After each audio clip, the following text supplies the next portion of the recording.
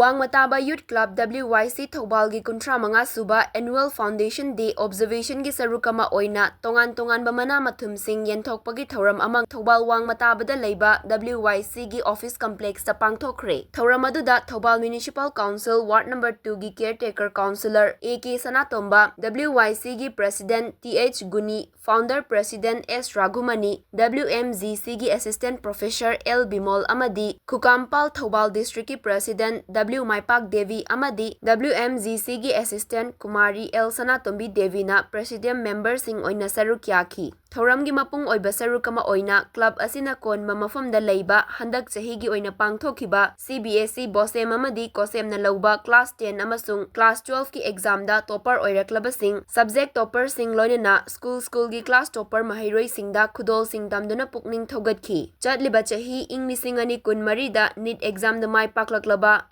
Roman Chandra, Koizam Puspa amasung Z exam da mai paklaklaba Gitsan Mainambusu achamba khudol sing tamduna pukning thogatki. Loinana chahi asigi oina club asina sinduna pangthokhiba Men's Open Kerom, Women's Open Kerom amadi Chess Open da makok mathang taraba sing loinana State Sport Event singda thoidok hendoklaba sanaroi kayada athoiba mitung singna khudol sing tamduna pukning thogatki. Nauriba mahairoi kayagi cultural show kayasu utki.